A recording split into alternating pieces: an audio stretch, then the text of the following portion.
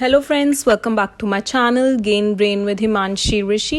And आज की इस वीडियो में हम डिस्कस करेंगे एजुकेशन से रिलेटेड करंट अफेयर्स। एंड ये वीडियो का 9th पार्ट रहने वाला है। इससे पहले मैं 8 पार्ट्स और ला चुकी हूँ इसी टॉपिक पे। सो ये बेसिकली वीडियो आपके EMRS, TGT, PGT, JSA बहुत सारे सब्जेक्ट्स की EMRS ने वैकेंसी निकाली है, उनके लिए ये इम्पॉर्टेंट रहने वाली है ये वीडियो। ऑल्सो जो कैंडिडेट्स BPSC PRT के लिए तैयारी कर रहे हैं उसके लिए भी ये वीडियो बहुत इम्पॉर्टेंट रहने वाली है। इस वीडियो से ज़रूर आप एंड तक बने रहिएगा so that you don't miss on to any important thing और any important point. Moreover, अगर आपको इस वीडियो की PDF चाहिए उसके लिए आप मेरा टेलीग्राम चैनल टेलीग्राम चैनल आप ज्वाइन कर सकते हो, जहाँ पे आपको मेरे सारे वीडियोस की PDF मिल जाएगी। Now let's get started with the questions. First question, under NEP 2020 a new play-based learning teaching material was launched. Name it. जो न्यू पॉलिसी है एजुकेशन की NEP 2020, इसके अंदर एक new play based learning teaching material launch हुआ था। मतलब छोटे बच्चों को पढ़ाने के लिए एक इन्होंने टीचिंग मटेरियल का मतलब होता है कि आप बच्चों को इस वे से पढ़ा सकते हो। ठीक है, टीचिंग मटेरियल होता है कि क्या टीचर जो मटेरियल यूज़ करे, जैसे कि चार्ट पेपर एक टीचिंग मटेरियल है, कोई वीडियो एक टीचिंग मटेरियल है, जो एक किताब है वो एक टीचिंग मटेरियल है, बिकॉज टीचर एक इन्हीं चीज़ों को यूज़ करके पढ़ाता है। तो NEP 2020 के अंदर एक टीचिंग मटेरियल लॉन्च किया था प्ले बेस्ड मतलब खेल में, ठीक है, खेल कूद करते हुए कुछ इन्होंने ऐसा टीचिंग मटेरियल लॉन्च किया होगा। अब हमें उस टीचिंग मटेरियल का नाम बताना है। इंपॉर्टेंट क्वेश्चन है and I am sure, very sure कि ये बहुत ही कम कैंडिडेट्स जो NEP 2020 जिन्होंने पढ़ा होगा उसके अंदर भी आपको ये क्वेश्चन देखने को नहीं मिला होगा। So it's an important question. So उस टीचिंग लर्निंग मटेरियल का क्या नाम है? चलो चारों ऑप्शन है, देख लेते हैं। खेल का पिटारा, खेल खेल में, आओ खेले और पढ़े, या फिर जादुई पिटारा। जो इस क्वेश्चन का करेक्ट आंसर है वो है option number D, that is जादुई पिटारा। एक न्यू जो play based teaching learning material है वो उसका नाम है जादुई पिटारा। अब इसके बारे में हम और समझते हैं कि है क्या। नाम से तो बड़ा इंटरेस्टिंग और एक्साइटिंग लग रहा है कि जादुई पिटारा है क्या। चलो देखते हैं क्या है। जादुई पिटारा क्या है? The national education policy 2020 envisaged play-based learning teaching material in accordance with the policy. Union Minister Shri Dharmendra Pradhan recently launched the जादुई पिटारा। तो हाल ही में जादुई पिटारे नाम की एक प्ले बेस्ड इसको लॉन्च किया है टीचिंग मटेरियल। और ये किसने किया है? जो हमारे यूनियन मिनिस्टर है श्री धर्मेंद्र प्रधान जी ने जादुई पिटारा एक प्ले बेस्ड करके टीचिंग मटेरियल है, ठीक है, इसे लॉन्च किया है। अब जो मैंने रेड हाईलाइट से चीज़ें कर रखी है ये इंपॉर्टेंट चीज़ें हैं, याद करने लायक, ठीक है। और ये 3 से 8 वर्ष के बच्चों के लिए है। कितने वर्ष के बच्चों के लिए ये भी पूछा जा सकता है। घुमा फिरा के क्वेश्चन हमें एग्जाम में देखने को मिल सकते हैं कि जो जादुई पिटारा है ये कौन सी उम्र तक के बच्चों के लिए प्ले बेस्ड मटीरियल है। तो 3 to 8 years old। और it is available in 13 different Indian languages. अब जो ये टीचिंग लर्निंग मटेरियल है ये 13 इंडियन भाषा, ठीक है, 13 इंडियन लैंग्वेजेस में अवेलेबल है।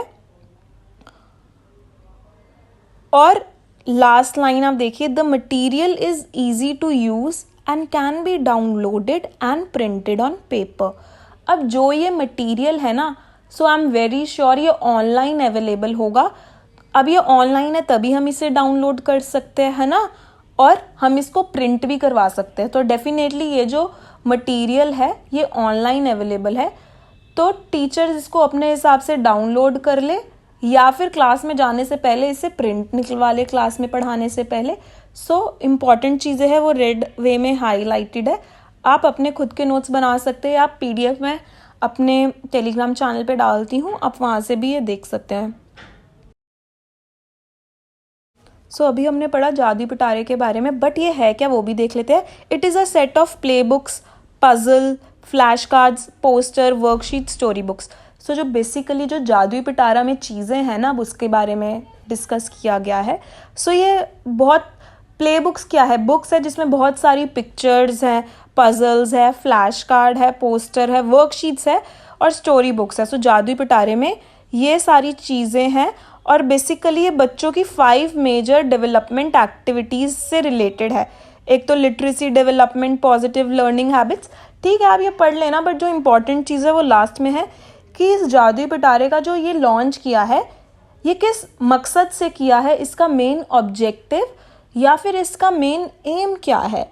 वो है लर्न थ्रू प्ले, खेल खेल में बच्चे को पढ़ाना या खेल खेल में बच्चे को सिखाना. सो लर्न थ्रू प्ले ये भी आ सकता है कि जो जादुई पिटारा टीचिंग लर्निंग मटेरियल है इसका ऑब्जेक्टिव क्या है, कौन से एज ग्रुप के लिए है, या फिर इसमें क्या क्या चीज़ें इंक्लूड होती है, किसके द्वारा लॉन्च किया गया. सो ये सारी ही इंपॉर्टेंट चीज़ें जो कि मैंने इन 2-3 स्लाइड्स में कवर करने की कोशिश करी है. Next question, which state will give free morning breakfast to the students of government schools along with the midday meal. बहुत इम्पॉर्टेंट क्वेश्चन है. आई रिमेंबर लास्ट जो वीडियो थी पार्ट 8 उसमें मैंने डिस्कस किया था कि मिड डे मील का अब नाम चेंज हो चुका है. उसका क्या नाम है हमने लास्ट वीडियो में डिस्कस किया था. अब एक इम्पॉर्टेंट क्वेश्चन है, अगेन मिड डे मील की तरह ही या फिर इसी से रिलेटेड कह लो. इंडिया की एक पहली ऐसी स्टेट है जिसने मिड डे मील तो लंच की तरह होता है, बट एक इंडिया की पहली ऐसी स्टेट है जिसने बच्चों को फ्री मॉर्निंग ब्रेकफास्ट भी गवर्नमेंट स्कूल्स में देना स्टार्ट किया है. मॉर्निंग ब्रेकफास्ट मतलब सुबह का नाश्ता गवर्नमेंट स्कूल्स में बांटना शुरू किया है. तो हमें उस स्टेट का नाम बताना है. ऐसी कौन सी स्टेट है जो ये कर रही है. Again we have 4 options, Kerala, Maharashtra, Tamil Nadu या फिर हरियाणा. सो जो इस क्वेश्चन का करेक्ट आंसर है वो है option number C, that is Tamil Nadu. So Tamil Nadu ने ये जो इनिशिएटिव है, ये जो चीज़ है शुरू करी है. अब इसके बारे में हम और भी पढ़ेंगे.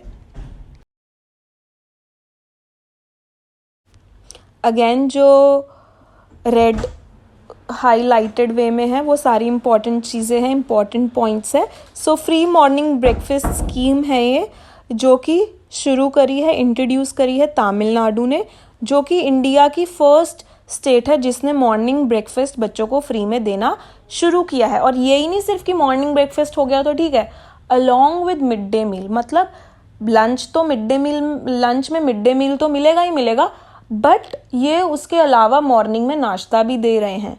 तो अभी तक ये सिर्फ एक ही स्टेट में हुआ है और वो है तमिलनाडु. और ये कौन सी क्लासेस के लिए है, ये है क्लासेस फॉर 1 to 5 या फिर प्राइमरी लेवल तक. बट जो मिड डे मील है वो 8वीं क्लास तक दिया जाता है. तो हमें इसके बीच में डिफरेंस पता होना चाहिए. जो मिड डे मील है ये 1st to 8th स्टैंडर्ड तक के बच्चों को मिलता है, और जो ये मॉर्निंग ब्रेकफास्ट है तमिलनाडु में ये 1 to 5 क्लासेस तक मिलता है, सिर्फ प्राइमरी क्लासेस तक.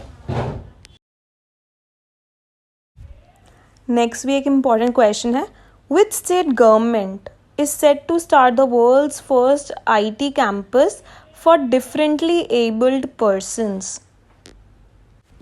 So इंडिया की फर्स्ट ऐसी कौन सी स्टेट है, नॉट इंडिया की बट वर्ल्ड की, आई एम सॉरी, वर्ल्ड की ऐसी कौन सी फर्स्ट ऐसी इंडिया की स्टेट है जिसने डिफरेंटली एबल्ड लोगों के लिए, या फिर हम हैंडीकैप्ड, अब सही वर्ड नहीं है बट डिफरेंटली एबल्ड वही होते हैं, पीपल विद स्पेशल नीड्स, ठीक है. सो कौन सी स्टेट ने इन लोगों के लिए फर्स्ट IT इंफॉर्मेशन टेक्नोलॉजी का एक कैंपस खोला है जो कि वर्ल्ड में पहला है. सो कौन सी स्टेट ने ऐसा किया है हमें बताना है.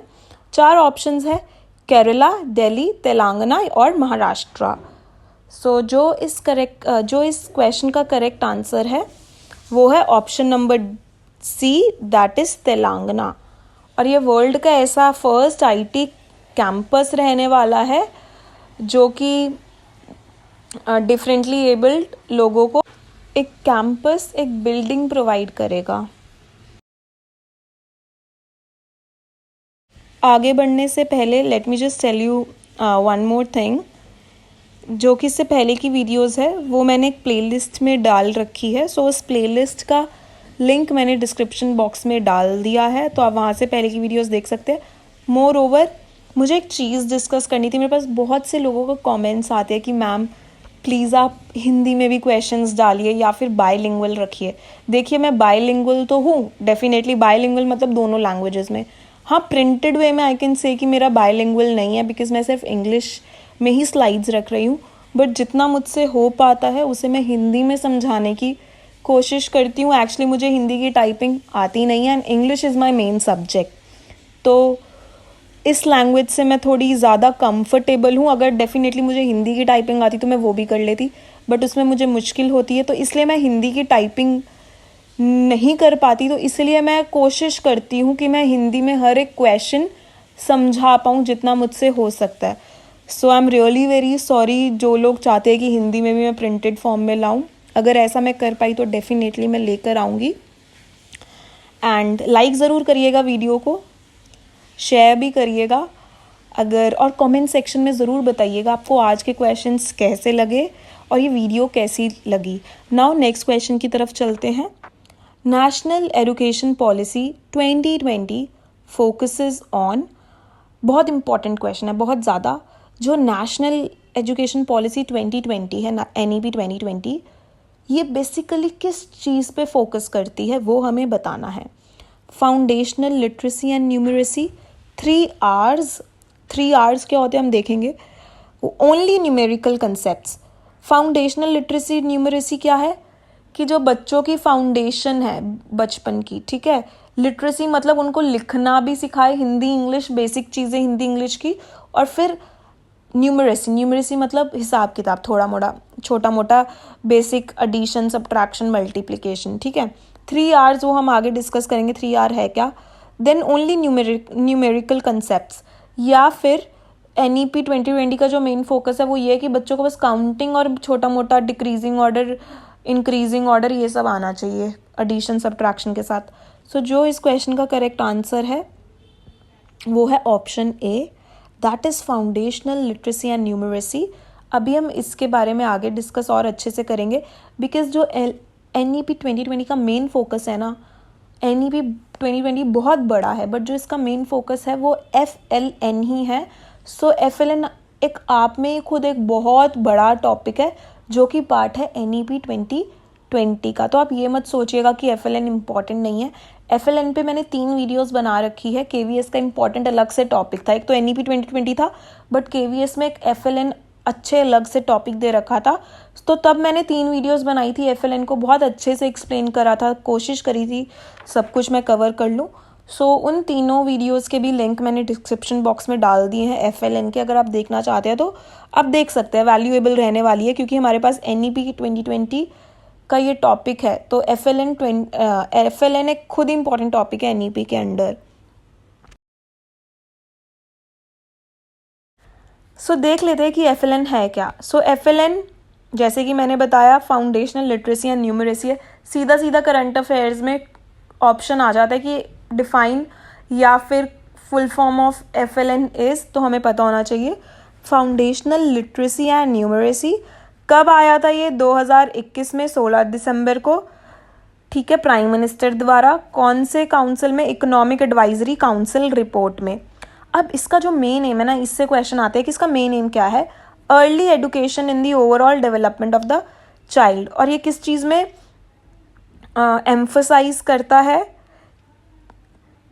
Basic reading, writing and mathematical skills बच्चे के डेवलप हो सके। सो बेसिकली जो FLN का जो मेन आइडिया है ना, वो यही है कि एक जो बच्चा है उसको बेसिक इंग्लिश पढ़नी लिखनी बोलनी आनी चाहिए। इंग्लिश ही नहीं, उसे हिंदी भी बेसिक पढ़नी लिखनी बोलनी आनी चाहिए। और जो नंबर्स है, नंबर्स का भी बेसिक ज्ञान होना चाहिए, काउंटिंग आनी चाहिए, डिक्रीजिंग इंक्रीजिंग ऑर्डर आना चाहिए, बड़ा कौन सा नंबर छोटा कौन सा है, और बेसिक एडिशन सब्ट्रैक्शन और मल्टीप्लिकेशन आना चाहिए। डिवीजन का पार्ट नहीं है FLN का, ठीक है, डिवीजन नहीं है FLN का पार्ट, बस इतना ही है नंबर्स में। अब ऊपर मैंने चीज़ बोली थी 3R, ठीक है, कि जो मेन फोकस है वो क्या 3R में होना चाहिए। तो जो 3R है ना वो FLN का ही एक छोटा सा पार्ट है, ठीक है। अब 3R है क्या ये भी हमें पता होना चाहिए अगर हम NEP पढ़ रहे हैं, करंट अफेयर्स पढ़ रहे हैं। सो 3R है रीडिंग, राइटिंग, अर्थमेटिक। अगेन बच्चों को 3 चीज़ों का ज्ञान होना चाहिए, रीडिंग का, राइटिंग का और अर्थमेटिक का। अब NVS के टाइम पे भी ये क्वेश्चन बहुत आया था, जो FLN है वो कौन से एज ग्रुप के लिए है। अभी जो हरियाणा का एग्ज़ाम हुआ था उसमें भी ये क्वेश्चन बहुत सब्जेक्ट्स में देखा गया है कि जो FLN है या फिर जो अर्ली चाइल्ड केयर डेवलपमेंट है, कुछ ऐसा भी है, वो भी हम आगे डिस्कस करेंगे आने वाली वीडियोस में, ठीक है। ये कौन सी एज ग्रुप के एम्फसाइज करता है। सो जो इसका आंसर है वो है 3 to 9। और ज़्यादातर लोगों को लगता है कि 3 to 8 है, बट वो गलत है। 3 to 8 वाला हरियाणा वालों ने बिल्कुल ही क्रॉस कर दिया था कि उन्होंने 3 to 9 माना है। और जो सही आंसर है, कहीं आपको 3 to 8 ईयर्स देखने को मिलेगा, कहीं आपको 3 to 9, बट ऑप्शन में आपको दोनों मिलेंगे एग्जाम टाइम पे। जो आपको मार्क करना है वो है 3 to 9 ईयर्स, ठीक है। FLN 3 to 9 ईयर्स के बच्चों तक के लिए है।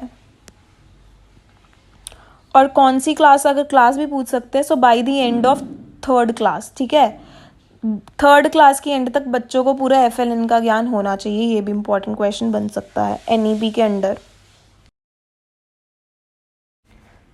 नेक्स्ट बहुत इंपॉर्टेंट क्वेश्चन है, in which country world's first dance school pilot project started. So world की ऐसी कौन सी पहली कंट्री है जिसमें first dance school pilot project start किया गया है। हाल ही में ये इसी साल ये प्रोजेक्ट स्टार्ट हुआ है। कौन सी कंट्री में हुआ है हमें बताना है। सबसे पहले तो हमें डांस स्कूल पता होना चाहिए कि ये है क्या। अब डांस स्कूल, डांस का जो मतलब होता है वो होता है एकदम सुबह सुबह जो 4-5 बजे का टाइम होता है ना, उसे हम बोलते हैं डान, मतलब सूर्य उदय से पहले वाला टाइम। अब सूर्य नहीं आया तो ऑब्वियसली सुबह तो हो चुकी है 4 बजे, बट जब स्काई मतलब आसमान में जब अंधेरा होता है, इंग्लिश में इसको हम बोलते हैं डान। सो वर्ल्ड में कौन सा ऐसा डांस स्कूल है जो कि बच्चों को सूर्य उदय से भी पहले स्कूल बुला लेता है। सो ये स्टार्ट सच्ची में हुआ है किसी कंट्री में, तो हम देखते हैं कौन सा है ये करेक्ट आंसर। 4 ऑप्शंस है, इंडिया, इंडोनेशिया, जापान या फिर फ्रांस। जो इस क्वेश्चन का करेक्ट आंसर है वो है option B, that is Indonesia. जी हाँ, इंडोनेशिया में ये प्रोजेक्ट स्टार्ट हुआ है, पायलट प्रोजेक्ट। अब पायलट एक तो होता है सिर्फ प्रोजेक्ट और वो एक होता है पायलट प्रोजेक्ट। पायलट प्रोजेक्ट का मतलब होता है कि बस उन्होंने स्टार्ट करके देखा है, अगर अच्छा लगे तो उसको आगे कंटिन्यू करेंगे, ठीक है। पायलट प्रोजेक्ट मतलब अभी सब स्कूलों में नहीं, इंडोनेशिया के सब स्कूलों में ये चीज़ स्टार्ट नहीं हुई है, सिर्फ 8, 10 या 12 स्कूलों में ये चीज़ स्टार्ट हुई है। आगे हम और इसके इन्फॉर्मेशन अच्छे से पढ़ेंगे टोटल कितने, बट मैं आपको पायलट प्रोजेक्ट का मतलब समझा रही हूँ। सिर्फ कुछ स्कूलों में स्टार्ट किया है, अगर आगे अच्छा लगेगा, ये सबको सक्सेसफुल रहेगा ये प्रोजेक्ट, तब ऑल ओवर इंडोनेशिया में ये लागू करेंगे। अभी सिर्फ पायलट प्रोजेक्ट है, अभी बस ये टेस्ट कर रहे हैं। पायलट प्रोजेक्ट मतलब टेस्टिंग टाइम है अभी इनका, ठीक है। सो जो इस क्वेश्चन का करेक्ट आंसर है वो है बी ऑप्शन, इंडोनेशिया। अब हम थोड़ा बहुत पढ़ लेते हैं कि डांस स्कूल है क्या, बिकॉज ये इसी साल ही है मतलब स्टार्ट हुआ था, और ये बहुत इम्पॉर्टेंट क्वेश्चन मुझे लगा इसलिए मैंने इसको रखा। बहुत कंट्रोवर्शियल एक्सपेरिमेंट है, बहुत चर्चा हुई है इसकी ऑल ओवर वर्ल्ड, ठीक है। और ये कौन सी सिटी में इंडोनेशिया की स्टार्ट हुआ था पायलट प्रोजेक्ट, कुपांग, ठीक है, एक जगह होगी कुपांग इंडोनेशिया में, वहाँ पे ये स्टार्ट हुआ। और ये सिर्फ इंडोनेशिया कुपांग में सिर्फ 10 स्कूलों में टेस्ट करने के लिए इन्होंने ये स्टार्ट किया, 10 स्कूलों में। और ये कौन सी क्लास के लिए, सिर्फ 12वीं कक्षा के लिए, जो 12th क्लासेस है वहाँ की, ठीक है, सिर्फ उनके बच्चों को, जो 12th क्लास के स्टूडेंट्स हैं उनके बच्चों को ये सुबह 5:30 बजे बुला लेते हैं। और क्यों क्यों बुलाते हैं? पढ़ाने के लिए, ठीक है, ऑब्वियसली पढ़ाने के लिए, बट इसका जो मेन मकसद है इनका पढ़ाना नहीं है। जो इसका मेन एम है डांस स्कूल का वो है स्ट्रेंथन चिल्ड्रंस डिसिप्लिन, कि बच्चों में डिसिप्लिन बने। वो सुबह उठने, ठीक है, जो बच्चे होते हैं वो 6:30-7 बजे उठते हैं, बट अगर बच्चे को 5:30 बजे उठना है तो वो इतना डिसिप्लिन हो कि वो 4:30 या 4 बजे उठ जाए, फिर रेडी और अपने स्कूल जाए, ठीक है। सो बेसिकली अच्छे नंबरों के लिए इन्होंने स्टार्ट नहीं किया ये। जो इसके पीछे मेन मोटिव या मकसद है वो है कि बच्चों में डिसिप्लिन डेवलप कर सके, इनकलकेट कर सके। बट ये स्कीम बहुत कंट्रोवर्शियल थी बिकॉज जो वहाँ के पेरेंट्स थे, बच्चों के जो पेरेंट्स थे इन 10 स्कूलों में जो 12वीं कक्षा में पढ़ रहे थे, उनके पेरेंट्स ने बहुत बोला कि ये चीज़ गलत है, हमारे बच्चे they are sleep deprived. Sleep deprived मतलब कि उनकी नींद पूरी नहीं हो पा रही और वो ढंग से सो नहीं पा रहे, ना वो ढंग से पढ़ाई कर पा रहे हैं। सो ये जो पायलट प्रोजेक्ट था इसके ज़्यादा अच्छे परिणाम देखने को मिले नहीं, तो बहुत कंट्रोवर्सी हुई थी स्कूल इस पायलट प्रोजेक्ट को लेके। सो ये बच्चों की हेल्थ के लिए अच्छी चीज़ नहीं मानी जा रही है जो इन्होंने स्टार्ट किया है। Next question, consider the following statements about समग्र शिक्षा स्कीम। सो समग्र शिक्षा स्कीम के बारे में 2 पॉइंट्स है, चलो पढ़ लेते हैं क्या है। The scheme extends from pre school to class 12th, पहला point. Second point, it subsumes the 2 centrally sponsored schemes, Sarva Shiksha Abhiyan and राष्ट्रीय माध्यमिक शिक्षा अभियान, ठीक है। इनकी फुल फॉर्म मतलब इनका जो अब्रीविएशन है, अब्रीविएशन मतलब शॉर्ट फॉर्म, सीधा सीधा ये पूछ लेते हैं कि SSA क्या है। लिटरली एनवीएस में के टाइम पे करंट अफेयर में क्वेश्चन था, पता नहीं RMSA या SSA से, तो पता होना चाहिए SSA क्या है, सर्व शिक्षा अभियान, RMSA है राष्ट्रीय माध्यमिक शिक्षा अभियान। सो समग्र शिक्षा अभियान के बारे में हमें 2 चीज़ें, स्कीम के बारे में 2 चीज़ें बताई हैं। प्री स्कूल से लेके 12वीं कक्षा तक के लिए है ये समग्र शिक्षा स्कीम। और दूसरा जो पॉइंट है वो कह रहा है, दूसरे पॉइंट में है कि इसके अंदर ये जो पूरा समग्र शिक्षा स्कीम है इसके अंदर 2 स्कीम्स है। एक तो है SSA सर्व शिक्षा अभियान और दूसरी है राष्ट्रीय माध्यमिक शिक्षा अभियान RMSA। सो अब जो मेन क्वेश्चन है वो है विच स्टेटमेंट इज़ करेक्ट। तो हमें बताना है इन दोनों में से कौन सी स्टेटमेंट करेक्ट है।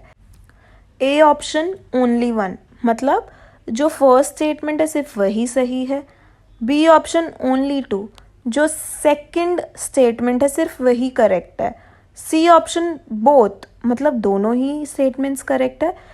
D ऑप्शन नन, मतलब दोनों ही स्टेटमेंट गलत है। सो जो इस क्वेश्चन का करेक्ट आंसर है वो है option A, that is only 1। सो सिर्फ जो एक पहला स्टेटमेंट है वो ही सही है कि जो समग्र शिक्षा स्कीम है ये प्री स्कूल से लेके कक्षा 12वीं तक के लिए है, 12th क्लास तक है, from pre school to 12th class. और जो सेकंड है वो गलत स्टेटमेंट है।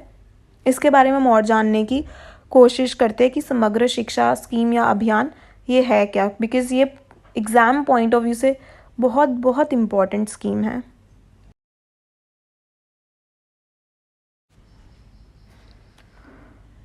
सो जो ये समग्र शिक्षा अभियान या फिर हम इसे स्कीम बोल लें, ये सेंट्रली स्पॉन्सर्ड स्कीम है, मतलब सेंट्रल गवर्नमेंट द्वारा ये लॉन्च करी गई है और 2018-19 के बीच में ये लॉन्च करी गई है, आई है। अब इसके अंदर 3 स्कीम्स इंक्लूड है, इंक्लूड मतलब इसके अंदर आती है। तो जो हमारा सेकंड स्टेटमेंट क्या कह रहा था कि सिर्फ 2 इंक्लूड स्कीम्स और है इसमें, बट वो गलत थी। 2 नहीं है, कितनी है, 3। तो अभी देखते हैं कि ये 3 स्कीम्स है क्या। एक तो SSA है, RMSA है और TE है, ठीक है। मैंने देखो रेड कलर से हेडलाइट कह रही हूँ, सो सॉरी, मैंने रेड कलर से हाईलाइट किया हुआ है तीनों स्कीम्स को जो कि समग्र शिक्षा स्कीम के अंडर है। पहली है सर्व शिक्षा अभियान SSA, दूसरी है राष्ट्रीय माध्यमिक शिक्षा अभियान RMSA और जो तीसरी स्कीम है वो है teacher education, that is TE। सो ये तीनों स्कीमों को मिला के पूरा एक बड़ा सा स्कीम बन जाता है समग्र शिक्षा स्कीम। अगेन दूसरा इम्पॉर्टेंट पॉइंट, ये प्री स्कूल से लेके 12वीं तक के कक्षा के लिए है, ठीक है। और इसका जो मेन एम है ये भी मैंने हाईलाइट किया हुआ है, पूछा जाता है, बहुत बार पूछा जाता है कि समग्र शिक्षा स्कीम का मेन ऑब्जेक्टिव या फिर मेन मकसद या एम क्या है। Inclusive and equitable quality education at all levels of school education. Inclusive and equitable, inclusive क्या होती है? इंक्लूसिव एजुकेशन वो होती है जिसमें नॉर्मल बच्चों के साथ जो डिफरेंटली एबल्ड या फिर जो स्टूडेंट्स विद स्पेशल नीड्स वाले बच्चे हैं ना, वो भी नॉर्मल क्लासरूम में बैठ के पढ़े। और इक्विटेबल मतलब कि उन्हें इक्वल, सब बच्चों को इक्वल अपॉर्चुनिटीज़ दे जाए। ये नहीं कि कास्ट वाइज हम अपॉर्चुनिटी दे रहे हैं, कम वाली को ज़्यादा या फिर ज़्यादा वाली को कम, ठीक है, बैकवर्ड वाली को कम, ऐसा नहीं है। क्लास में हर तरीके के बच्चे होने चाहिए, हर कास्ट के, डिफरेंटली एबल्ड भी साथ में बैठे होने चाहिए और सबको इक्वल अपॉर्चुनिटीज़ देनी चाहिए, क्वालिटी एजुकेशन देनी चाहिए। यही समग्र शिक्षा स्कीम का मेन मकसद है और ये सेंट्रल गवर्नमेंट द्वारा लॉन्च की गई है। सो आज की इस वीडियो में बस इतना ही था। आई होप आपको ये वीडियो पसंद आई हो। पसंद आए तो ज़रूर बताइएगा कि कमेंट सेक्शन में आपको क्वेश्चंस कैसे लगे आज के। लाइक ज़रूर करिएगा एंड येस, अगर आप न्यू हैं तो सब्सक्राइब भी करिएगा। Thank you so very much for watching the video. Have a great day.